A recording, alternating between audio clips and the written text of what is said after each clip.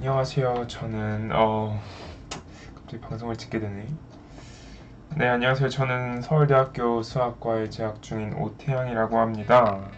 갑자기 이렇게 방송으로 찾아뵙게 된 이유는 제가 이제 수학 선생님으로서도 지금 벌써 3, 4년째 활동을 하면서 과외 학생들이나 혹은 그 주위의 친구분들이 에게 수업을 해줄 때 이제 수업에서 항상 시간상의 이유 혹은 공간상의 이유로 인해 제공해주지 못한 정보들이 많이 있었어요.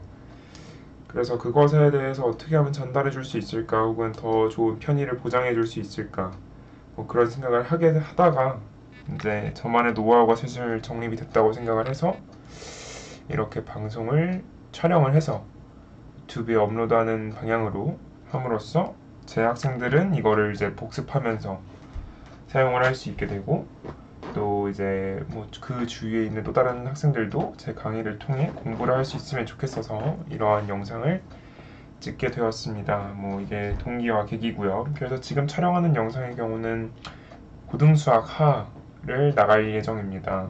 그래서 정확히는 2학기 때 나가는 고등수학 진도인 고등수학 하와 고등수학 2 부분을 동시에 나갈 생각인데 일단 이 영상은 수학 하를 위한 영상이고요.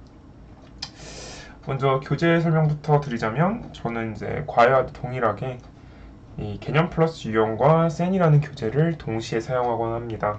그래서 얘로 개념 설명을 하고 이제 얘로 문제풀이와 이제 질문을 받는 형식으로 수업을 진행하곤 했습니다.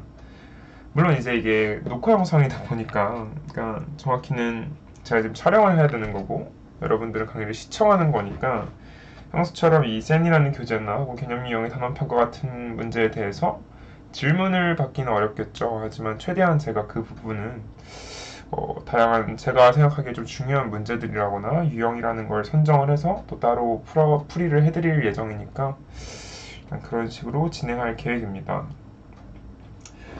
강의 구성은 그래서 크게는 개념 설명과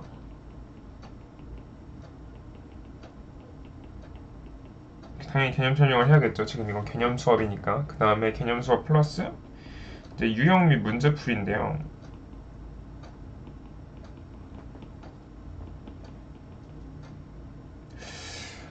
개념 설명 때 어느 정도 문제풀이를 할 계획은 있습니다. 왜냐하면 이 교재의 특성상, 이 개념 플러스 유형이라는 이 교재의 특성상, 개념 설명 뒤에 바로바로 유형별로 문제풀이가 있어요. 그렇기 때문에 그 문제들에 대해서 먼저 풀어드릴 거고, 쌩과 같은 경우는 이제 추후에 또 따로 문제풀이 혹은 유형 정리 영상을 올릴 예정입니다. 다만 저작권 때문에 교재를 그대로 사용하지는 못하기 때문에 제가 최대한 문제를 변형한다거나 혹은 숫자를 바꾸는 정도는 모자랄 수도 있어서요. 변형한다거나 어떤 유형을 뭉뚱그려서 최대한 설명을 해보고자 합니다. 그래서 강의 대상은 일단 1차적으로는 당연히 제가 현재 가르치고 있는 과외 학생들, 그 학생들 대상이고요. 그 외에도 현재 여기를 필요로 하시는 분들이라면 누구나 들을 수 있지 않을까 싶습니다. 특히나 의외로 저는 생각하기에 수학을 꽤 잘한다고 하는 학생들조차도 그 개념이 그렇게 탄탄하지 않은 경우가 있어요. 그래서 이 부분의 개념을 나름껏 설명을 해봐라 그러면 그렇게 유창하게까지는 하지 못합니다. 혹은 빼먹은 것도 많고 정확히 그런 정의나 그런 것에 대해서 정립이 안 돼 있는 경우가 많아요. 그래서 제가 이 강의 특징 및 장점을 말할 때 설명을 드리겠지만 설령 자기가 좀 심화를 하고 있기 때문에 개념이 필요 없지 않나 싶은 분들도 부족한 부분에 대해서는 한번 들어보는 걸 나쁘지 않게 추천드릴 수 있을 것 같습니다. 제 강의의 특징 혹은 장점은요, 빠릅니다. 굉장히 빨라요. 빠르다라는 게 막 다 빼먹고 혹은 어려운 거를 잘한 학생들만을 대상으로 하겠다라는 의미는 전혀 아니고요. 이게 빠르다라고 하는 이거는 기준은 주위에 있는 시중에 있는 학원이나 혹은 그 스타 강사들의 인터넷 강의랑 비교를 하는 것입니다. 제가 방금 전에 찾아봤는데 현우진 선생님의 그러니까 가장 유명한 사람이죠. 현우진 티처의 이제 수학하 강의가 대략 강의당 40분으로 30여 개예요. 근데 저는 사실 의문이 든다라는 거죠. 과연 수학하를 하는데 사실 수학하뿐만 아니라 어떤 거건 수학의 어떤 학기건 간에 과연 이만큼이나 시간 투자를 해야 될 필요가 있을까라는 의문이 든 겁니다. 왜냐하면 이게 지금 산술적으로 20시간이 넘거든요. 근데 이게 순전히 일방적으로 설명을 듣는 시간만 20시간이라는 거죠. 그리고 제가 학생들을 관찰해 왔을 때 주위 학생들이라고 크게 다르지 않습니다. 주위 학원들이라고 크게 다르지 않아요. 근데 제가 과외 수업을 하면 보통 주 2회 2시간 정도로 수업을 하게 되는데, 그럼에도 불구하고 8번 정도 수업을 하면 보통은 이 교재 2권이 모두 끝납니다. 아무리 늦어도 말이죠. 그런 것에 비하면 뭐 훨씬 자세할 수도 있겠죠. 저는 솔직히 잘 모르겠습니다만. 근데 저는 제 강의로도 충분히 모든 내용을 친절하게 커버를 할 수 있다고 생각을 했고, 그렇기 때문에 혹시 시간이 부족하신 분들이라거나 벼락치기를 좀 해보고 싶은 분들, 혹은 경제적인 사정이건 뭐건 간에 그런 사설 교육을 이용하기 조금 어려운 분들에게는 이 강의가 효율적이고 도움이 되지 않을까 싶습니다. 그래서 이제 강의를 조금 더 정리를 해볼게요. 수학학 같은 경우는 크게 대단원은 3가지가 있습니다. 그래서 집합과 명제,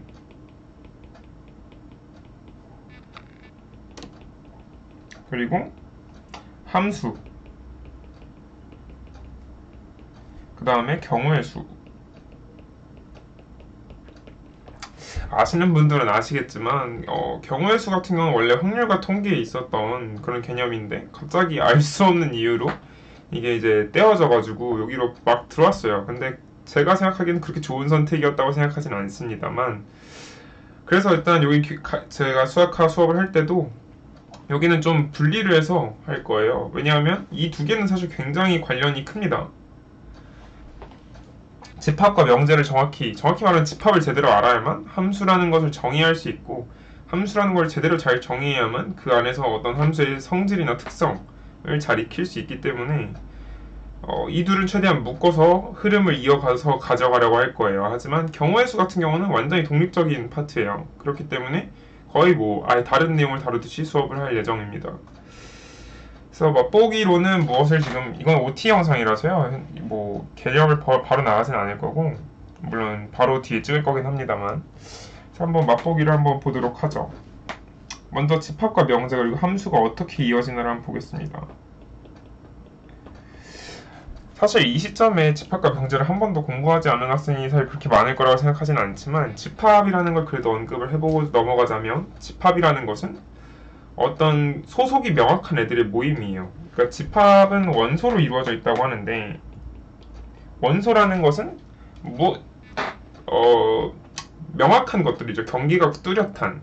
그리고 집합이라는 것은 그 원소들이 출입 가능 여부를 명확히 할 수 있는 그런 셋입니다. 그렇기 때문에 예를 들어 다들 들어보셨던 예시겠지만 키가 180cm 이상인 사람들의 모임 이러면 명확하게 너는 들어갈 수 있고 너는 들어갈 수 없어가 명확하게 드러나겠죠. 하지만 잘생긴 사람들의 모임 혹은 살찐 사람들의 모임 이런 거는 뭐가 살찌었는데 뭐가 잘생겼다의 기준인데가 명확하지 않다라고들 얘기하잖아요. 그런 경우엔 집합이 될 수 없다라는 겁니다. 그래서 집합은 결국 명확한 것이 핵심이에요. 명확.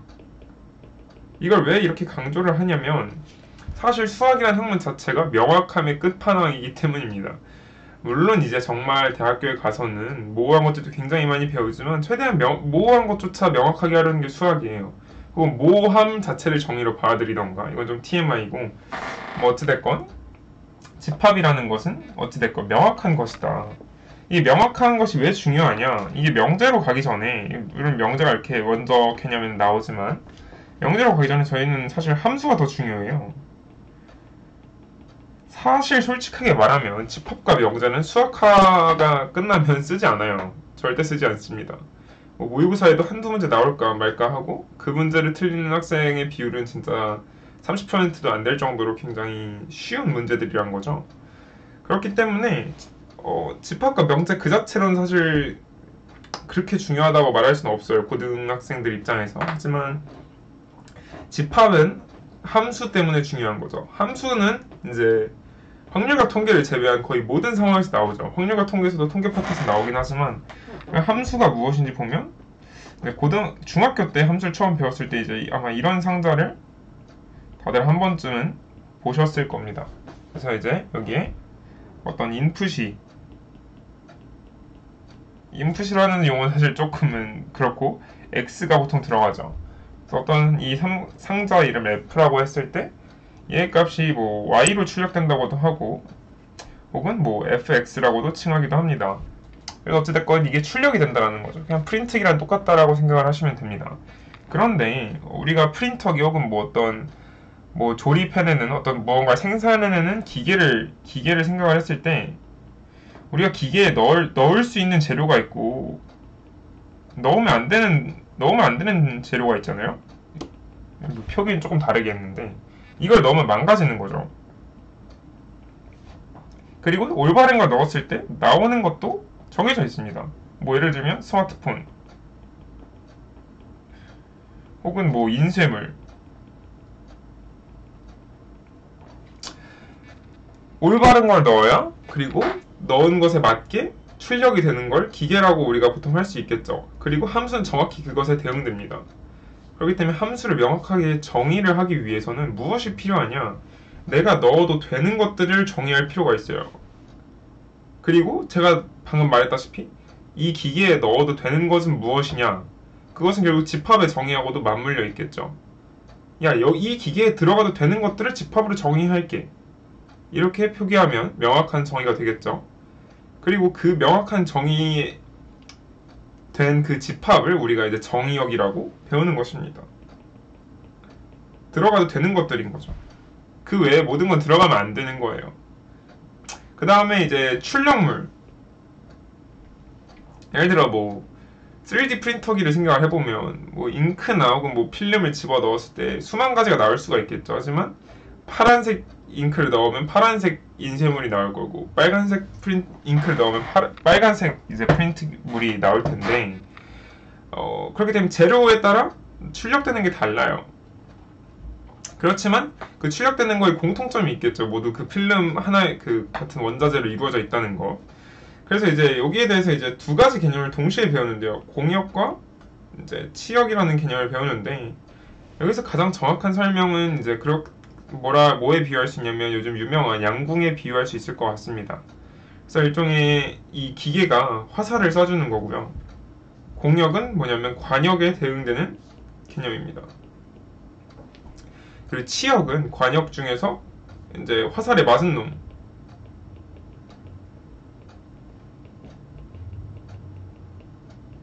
딱 맞은 놈들만 콕 집어서 얘기를 하는 거죠.